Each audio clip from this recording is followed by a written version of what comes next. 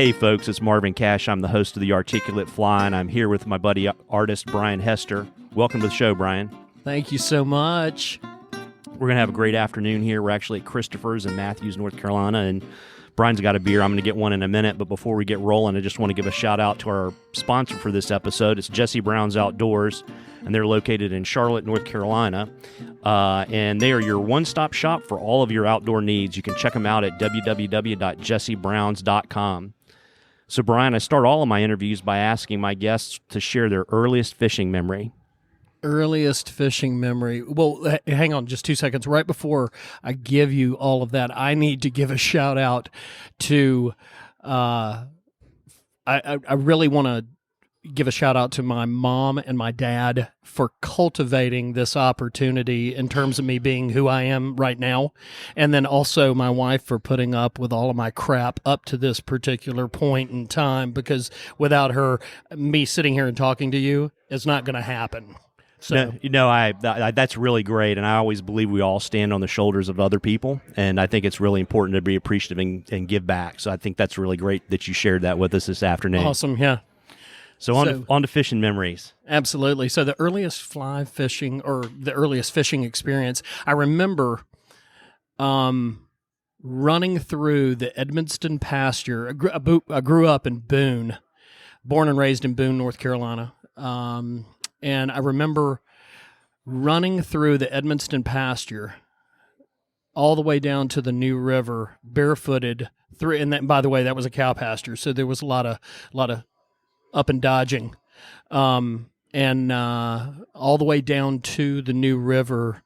And at that particular time and point, I was catching brown trout and rainbow trout in the New, and even some smallies, very, very close to my home, which wasn't, maybe 500, 600 yards from the house.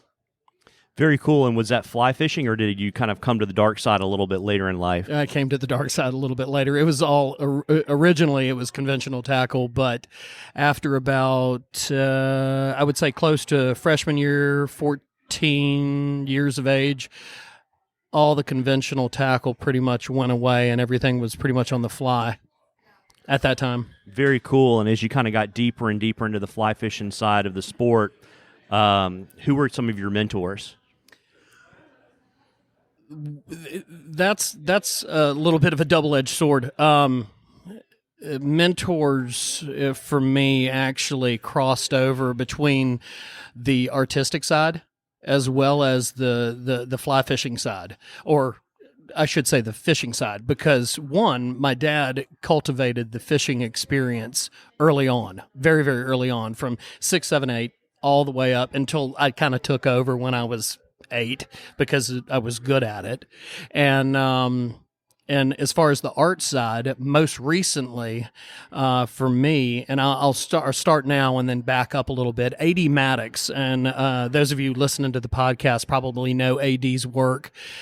She is absolutely phenomenal at the apex of the pyramid in terms of pioneering this whole niche market of paintings having to do with fly fishing, paintings having to do with trout, anything having to do with fly fishing in general.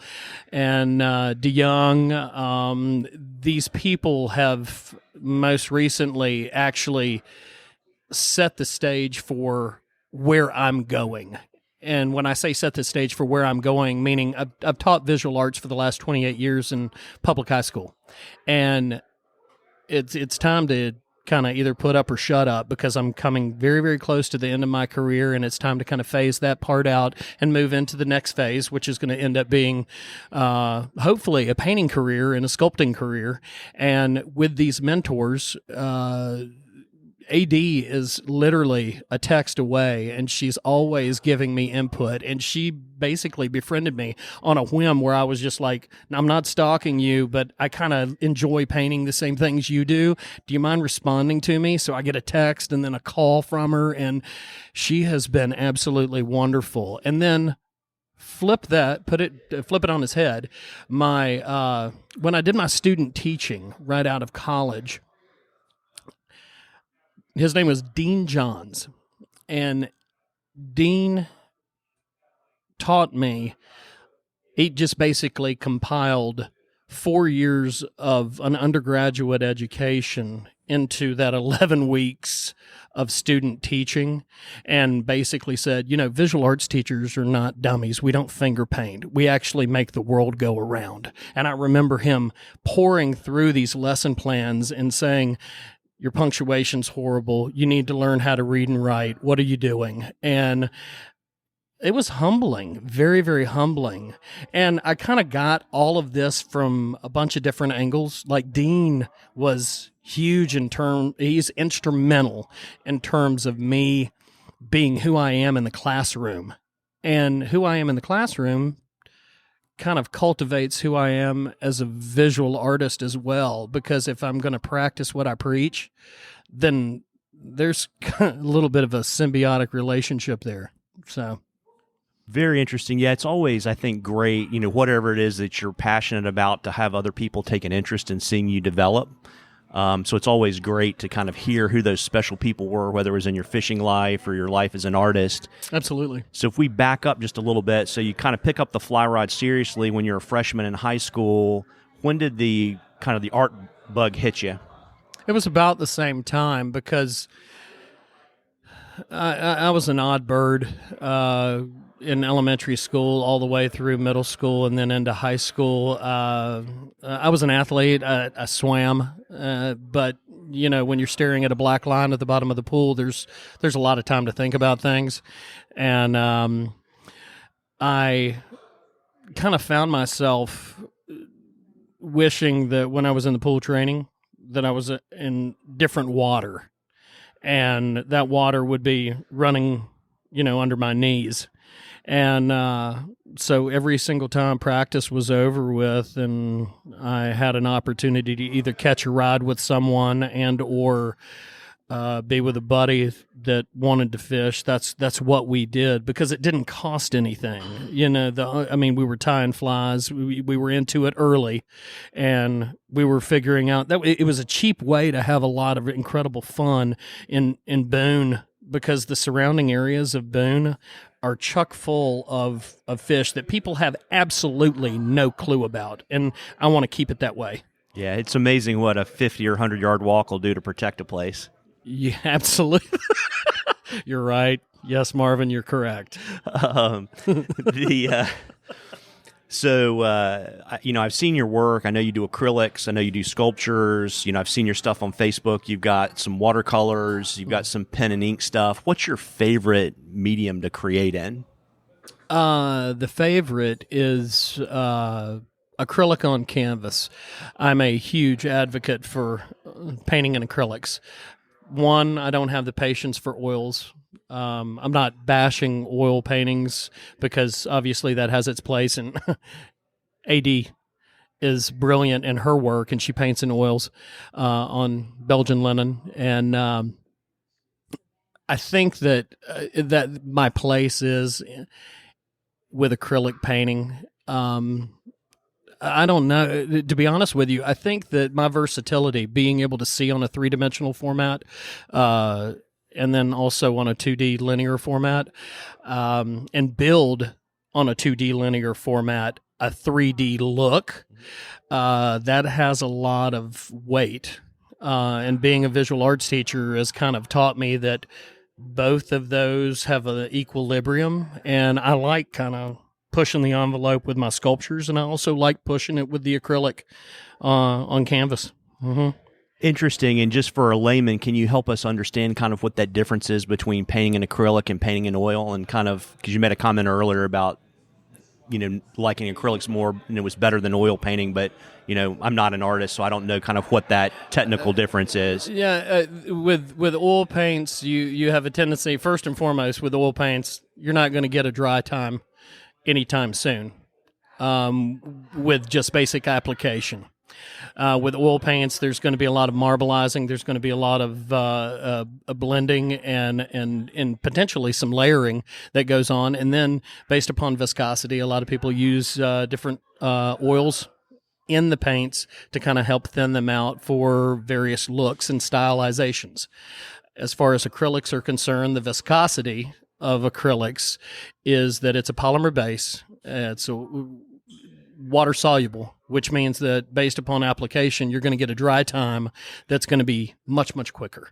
And when I'm able to put layer after layer after layer down with acrylics, I've been working for basically the last 30 years to try to make acrylics do what oils look like. So when you look at my work, you can kind of go in and pinpoint. Perfect example. And I hate to keep going back to this, but when I was talking with AD on the phone, she's like, I can see when you're painting in your oils. And I was like, whoa. No, this is all acrylic. And she goes, what?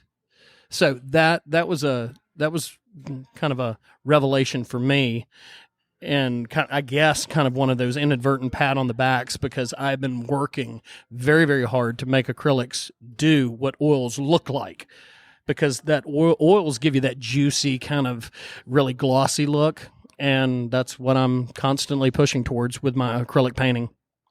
Got it. Well, that's really helpful. And so you started kind of fly fishing, and your art interests, they started at about the same time when you were 14, 15 years old.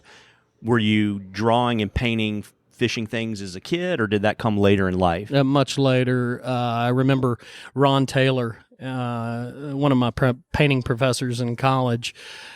I did a piece of a water scene, and I knew just enough about directional lighting and reflection and refraction to get myself in trouble.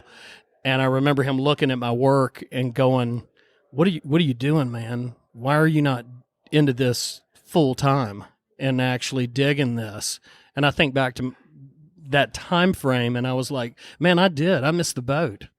But I didn't really miss the boat, because I've really enjoyed my run in education for the last 25 plus years. Art education, that is. But, I think that there's a lot to be said for, just as in general, where I'm going and what I'm doing. And even though I came at it late, I finally realized what he was saying. So here we go. Sounds good. And so we talked a little bit about the technical differences between oils and acrylics. Mm-hmm. How would you summarize your style? So you've talked about, the medium you like. You talked about some of your influences and mentors, but how would you summarize your style? Wow, that's good. I would have to jump into contemporary pseudo-realism. And when I say contemporary pseudo-realism, a ton of my work is based upon inversion and also substitution. So when you look at my piece and I'm emulating or trying to duplicate what it looks like to stand underneath the Lenco Viaduct and look across the vast Blue Ridge on the backside of Grandfather Mountain, why the rules are to be broken, are they not? Yeah? Yeah. Okay, so if rules are made to be broken, even in law, I guess, I'm just kidding, that's a joke. Anyway, if rules are made to be broken, why can I not take the Blue Ridge Mountains and push them under the water table and have two massive rainbow trout swimming across the top of the Blue Ridge, and then use the sky as the top of the water table?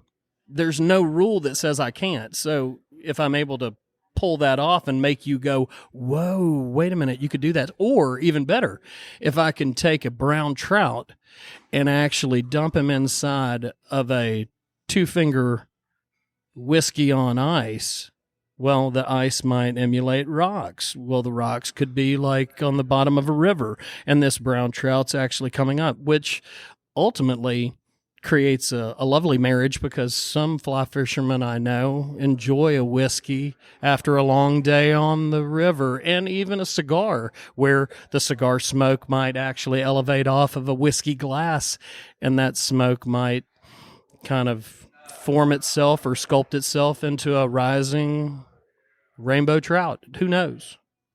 Very cool. And how did your painting and sculpting style evolve over time to get to kind of where you are today? I think a lot has to do with me being in the classroom, because I see kids now, and even though technology has kind of bottlenecked kids, where I think technology, I'm not going to keep using the proverbial double-edged sword, but technology is absolutely a hammer on kids now. Makes them lazy.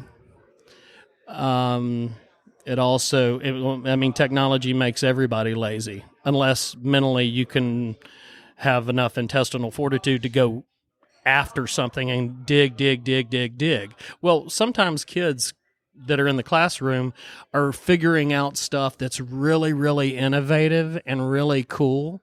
So if I'm standing over the top and watching a kid do something, with temper paint that I haven't seen before, just based upon, a simple demo in class, and the kid actually just takes it and runs with it, I'm like, hey, that's pretty cool. You keep that up, Johnny.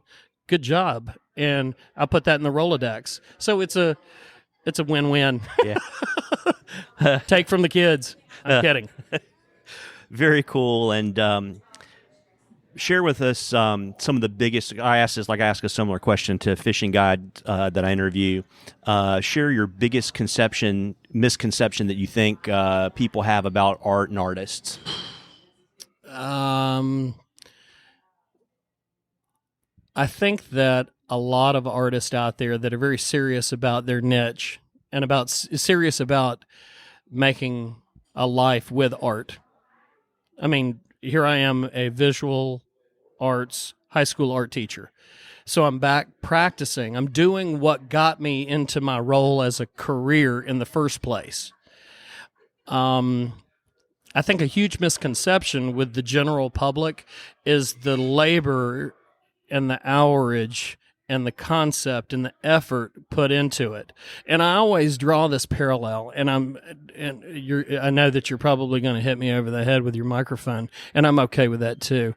But, a really, really, really bad lawyer is still probably worth $125 an hour, but a great attorney is worth $500 an hour, or even $750 an hour. And I always think of stuff like that, because when artists are creating, which I think artists are the ones that make the world go around, we're the ones that actually breathe life into what is not really our reality. And when you have somebody with brilliant concept, brilliant approach, brilliant perspective, and can, marry all of those aspects and take those puzzle pieces and put them together, then you have, it's a perfect storm. It's an absolute perfect storm. And then all it takes is that one individual to walk by and go, whoa, wait a minute. That's pretty incredible. And also their education, because it's an evolution. You learn as you go. And if you're hungry enough, you'll continue to want to learn. Like, I haven't even scratched the surface with what I'm doing. There's no way at the age of 50 I'm even close. I have a skill set. I have technical prowess, but I'm hungry and I'm after it and I want to get better. So I talk about this with all due respect to all areas of careers in general. It's the labor, it's the concept, it's the intensity, it's the drive, and it's the determination. And ultimately, the what hurts the worst as being an artist is, what is it, the proverbial art is in the eye of the beholder. I mean, you've got to find that individual or those individuals that really dig what you're doing. And I'm in a very, very, very niche market with what I'm doing. So I'm getting ready to start doing pieces of golf and pieces of this, that, and the... I'm kidding. I'm kidding. Yeah, I knew that. Although I did do a piece with golf in a Macallan's Fifth and... Yeah, I saw that. It was on your Facebook page. I think Absolutely. You posted in the last 2 weeks. Right, and it was... Notably, I put on the bent pitching wedge because that's my golf game. Yeah, I gave up golf a long time ago. The so I know you're busy. So I know you teach at Myers Park High School in Charlotte. I know you got 3 kids. So how do you find time to be consistently creative and produce pieces? You know, I don't necessarily sleep a lot. My brain's always working in terms of trying to find that next piece. And a lot of times, the evolution of one piece will actually lend itself and move me into another. And I'm really excited about that phase. It means that my brain's working and I'm good. But I do a lot of work at about the 5:30 time frame in the morning. I get up very, very early, and I work in my classroom prior to the kids coming in. And then as soon as the kids are gone, I'm back at it. And I try not to necessarily bring a ton of my work home so that I can spend some quality time with my wife. But if you're hungry, you figure out a way to make it happen. So that's my story, and I'm sticking to it. It makes a lot of sense. And we've talked a little bit, but where do the inspiration for your pieces come from? Well, one, being out on the water.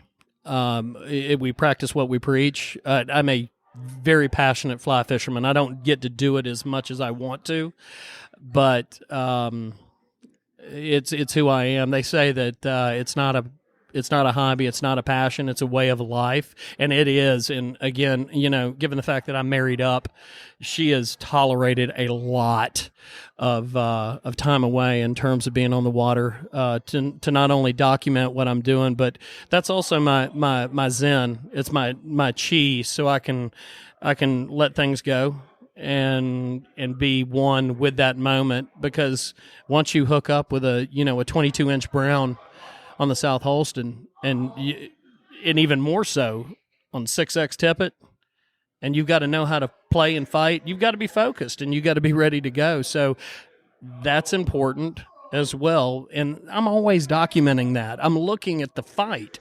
Oddly enough, I am looking at the fight, and I'm going, okay, that's cool. I just started a series of watercolor pieces just most recently called the Fight series, and you can see that on my website. You can also see it on my Instagram, and I'm pretty pumped about it. So it's an awareness when you're in the middle of it, and that's me. I try to be aware and be present, right? Be present. Yes, absolutely. And so you get these ideas. I'm really interested to hear how you develop them. So for example, do you keep a notebook, right? Or do you just say, I have an idea, and you go to a piece of canvas or a piece of paper at school and start working it all the way out? I mean, how do you kind of breed and develop your ideas once you kind of say, that'd be kind of cool? Definitely. It's a great question. Before in the past, there was a lot of spontaneity to what I would do. Now, I am heavily involved with building a blueprint, having some kind of plan of attack, and just like I said, the Fight series that I'm working on. There's a plan for everything. Even all the stuff that you see on my website, all the pieces that over the last 4.5 years, even the sculptures, I put a plan together, so that I know that I'm not wasting time based upon my execution. And it's working out. Before, when I was in college, it was a lot of spontaneity and happenstance. And, when we're in college, we're still stupid. So, or at least I was, so whatever. Yeah. So how do you, so you kind of refine, you develop your plan. What does your creative process look like? Do you like to do a little bit of creation every day, or do you like to block out big blocks of time and kind of sprint? How do you like to create your pieces? No, it's an everyday thing for me. Even over the weekends, I'll sneak in some time in the mornings before the actual day gets underway. Again, early riser, and I'll sneak that time in. Look forward to it every day. Woke up this morning giddy about the fact that I was getting ready to be able to finish a piece. And the resolution of work for me is an exhale. And then as soon as I exhale, it's like, what did Lou Holtz say? Once you score a touchdown, the question that you should be asking yourself is, what's next? Or Okay, I've been here before. Let's do it again.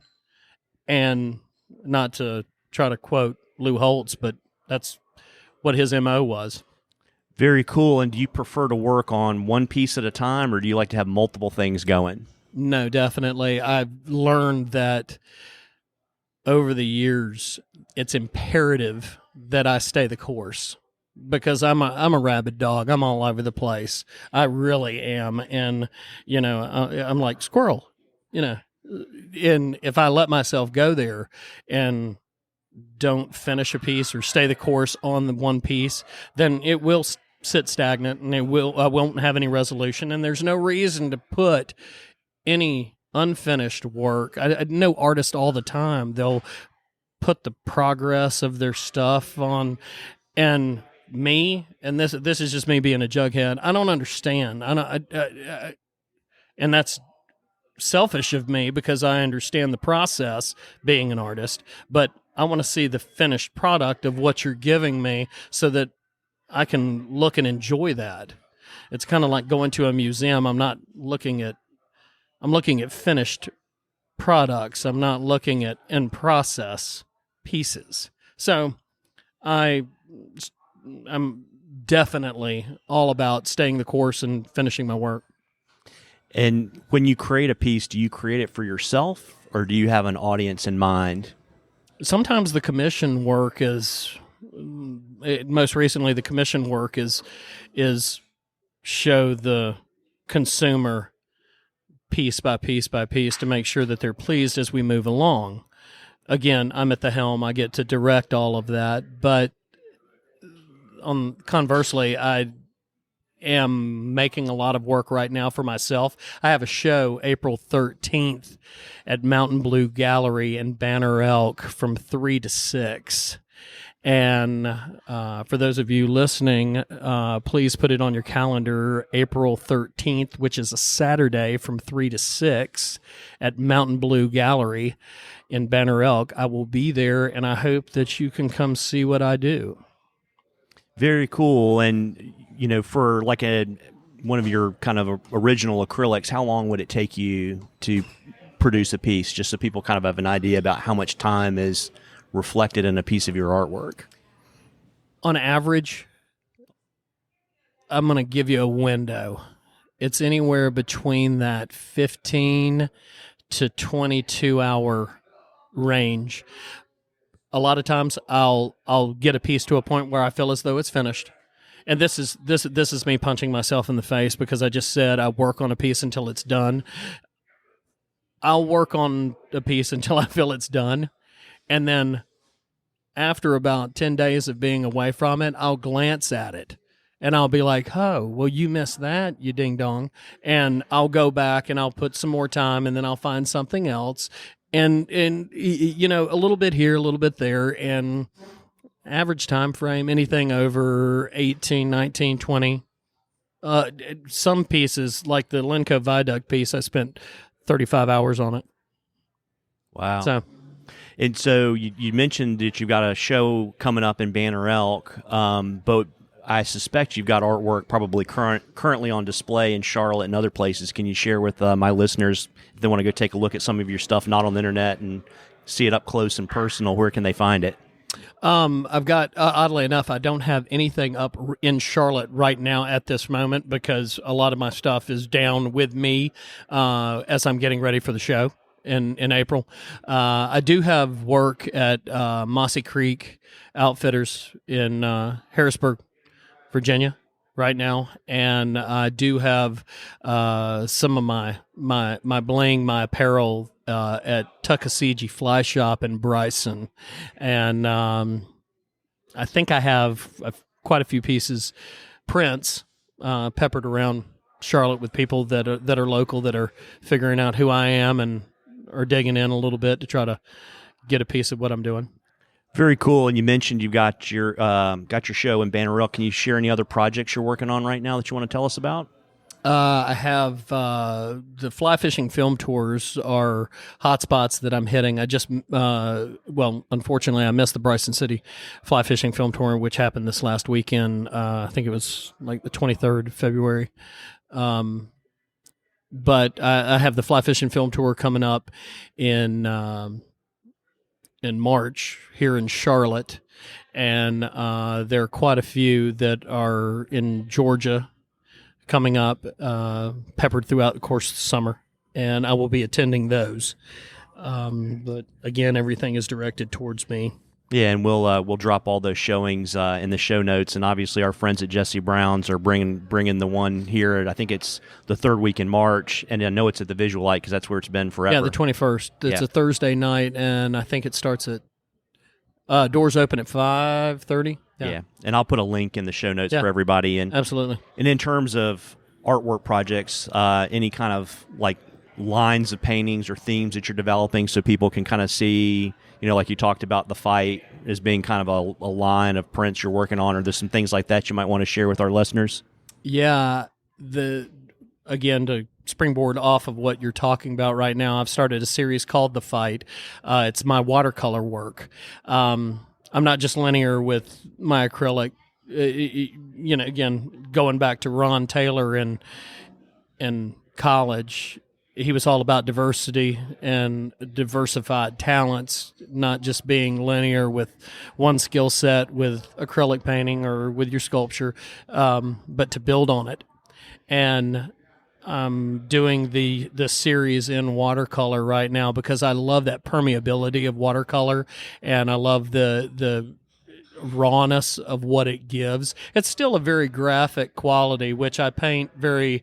again, that contemporary realism refined, but it gives me that permeability of water where, physics, water always finds its equilibrium. Water, the pigment will actually go all over the place if you don't have or harness some kind of control. And I love what it does because, pigment's melding on the page, and I can still manipulate that, and it's fun. And it's energizing to me. But outside of that series, I'm moving into other realms of enthusiast marks. And when I say enthusiast marks, I'm talking about like golf, outside of fly fishing. And this is me not being linear in just being an angler painter. Although I love it, and it's my bag, and it's what I'm most passionate about, I still hold myself in some regard that I can dig in and pretty much do anything that I want to do. And that sounds arrogant and it sounds egotistical, but as an artist, you find a way, especially if you're hungry. And my point to that is my wife for the last 4 years had been begging me. Or no, I'm not going to say begging. She'd been saying, I want this painting. And I would look at it and I would be like, that's horrible. Why would you want this painting? We're not going to pay this money from this particular artist because I can do that at home. And for 4 years, she kept saying, well, why aren't you doing anything? And this is where the rubber meets the road. I finally broke down and I did a birch tree painting, a Blue Ridge birch. And I did that, and my wife she gushed over it. She really loved the painting, and the entire time, and I hope my wife is not going to ever hear this podcast, but my wife loved the piece, and it was literally like putting my arm in a meat grinder doing this work because it wasn't my style, but yet the subject matter and the visual and all the information that was in the piece was just, it wasn't me, but I was very capable of being able to handle it. So, but we do what we do for our loved ones. There you go. Heard it here first, folks. So absolutely. So before we part ways this afternoon, Brian, you want to tell people where they can find you on social media and on the internet? Absolutely. You can find me at www.hookedflyco. That's HOOKEDFLYCO.com, and my Instagram handle is bhester.hookedflycompany. That's BHESTER.HOOKEDFLYCOMPANY. And Facebook, I really don't care about Facebook. I think it's the devil. So, I mean, if you find me on Facebook, good for you. Awesome. And did I say that? Am I allowed to say that on the podcast? Yeah, you can say that. A lot of people don't agree. That's fine. Yeah, Go find me on Facebook. Yeah. Awesome. You'll be punished by the social media gods, but it's okay. That's fine. I'll take the hit.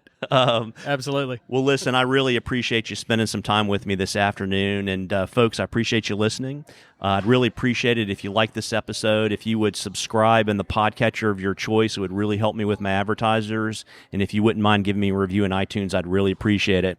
Thanks again, Brian. Hey, Marvin, I really appreciate you taking the time to do this with me, and this is a game changer. So, it's my pleasure. It's been a ton of fun. Oh, also, those folks who are listening, my cell phone number, which I probably shouldn't do this, but I'm going to do it anyway.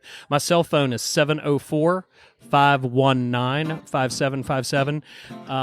After you hear the podcast, if you want to give me a call or send me a text and you want to take a look at some of the work, I'll give you 25% off any of my paintings, that of which have not sold, as well as 25% off my prints that I have in stock.